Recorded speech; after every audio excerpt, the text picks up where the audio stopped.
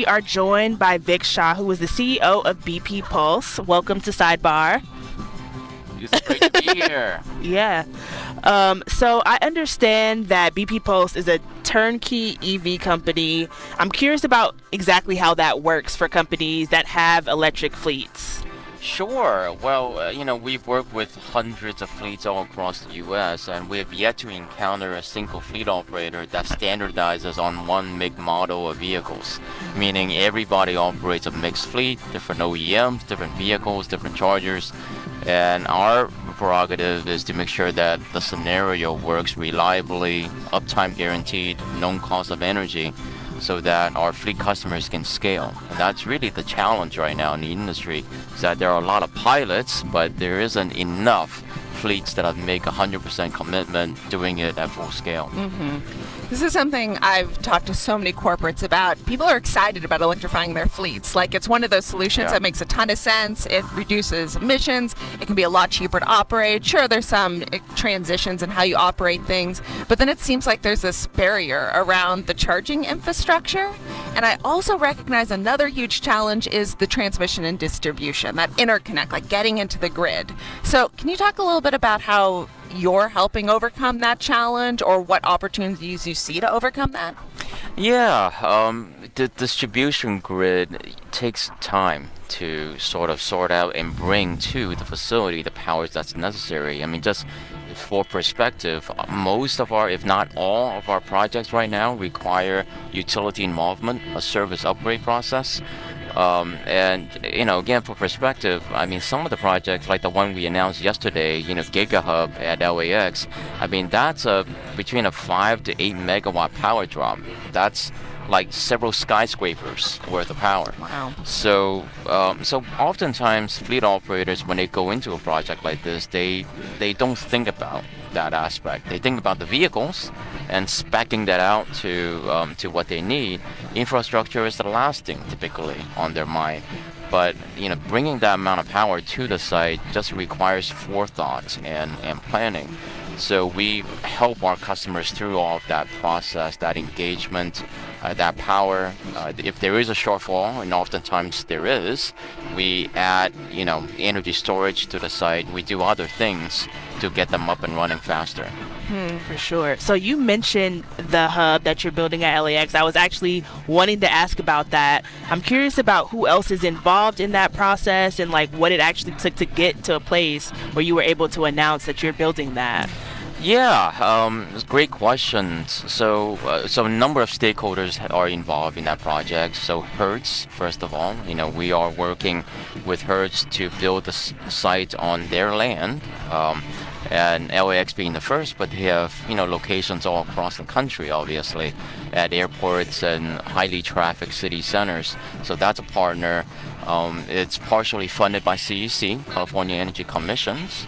And finally, I mean, the intent for the site is for rideshare, and Uber, Lyft, taxis.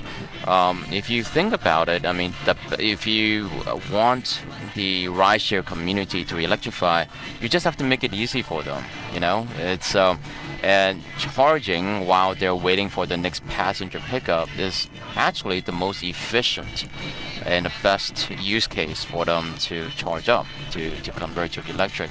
The current experience right now is that they, outside of Tesla superchargers, is that they go to a shopping mall and there may be 8 chargers at a parking lot.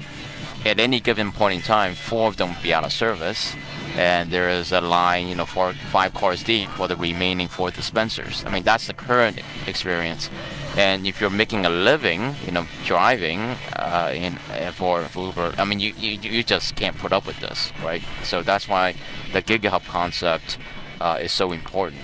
And LAX is the first of many that we're going to be announcing in the months ahead. And it sounds like that project really took a lot of collaborations between different stakeholders. You're talking about the private sector, public sector, Yeah. the California Energy Commission. And I also recognize California has this law coming down where we aren't going to be selling new ICE vehicles, internal combustion engine vehicles, by 2035. So it seems like these hubs are incredibly important. Is the public sector always necessary to make this happen, or are there also the opportunities for just the private sector to be driving this forward? What's the role of that collaboration? It's an important collaboration, but ultimately the goal of it, public support and CEC support is just to prime the pump and to kind of get the industry forming and moving. Ultimately, the private sector will take over the land. In this case, herds, they own the land, and it's a privately owned piece of property. That's the only way it's truly going to scale, is that the economics align. And the private sector can take it and run with it. What is interesting about the rideshare use case is that it's the first time that a lot of drivers and passengers too get to experience an EV, and they take that with them and they carry that forward and they buy their own EVs once they've experienced it. It's particularly important in this case for LAX because of the 2028 Olympics. We want this fully up and running. It's going to be the very first time people flying into LAX are going to experience an electric ride, and it's kind of cool that way. Yeah. Definitely. Yeah, ride sharing was actually one of the first times I was in a Tesla. I definitely, definitely Exactly, right. resonates with me. I'm curious about if there's any other challenges in the EV space, specifically with charging, that you're paying attention to, that you're seeing people actually respond to in a way that's helpful. Just to making it easy is really the most important point. Like the gold standard right now is Tesla's supercharging network. And it's great, it works, it's reliable, but it's not as good as what it could be. Like I've been to a lot of supercharging locations across the country that's it's dark at night. You don't feel safe. You're kind of huddled inside the car, wanting the car to be done charging already so you can peel out of there. So bathrooms, convenience, amenities. I mean, there's so many areas for improvements. So I think that's what we're trying to get right with GigaHubs and other charging destinations we're building. You teased that this announcement was just the first of many. Can you give us any clues into what's next? I think you're just gonna have to wait to see what we have coming up, and we have big goals, and because this is still early days in the market, there's a lot to be done.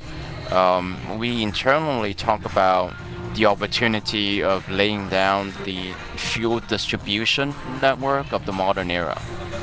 That's what this is. I mean, and the new fuel type is electricity. I love that framing. Yeah. Well, thank you so much for joining us on Sidebar. It was great to learn more about BP Pulse. Thanks again for having me. Thank you. So great to see you, Vic. Take care.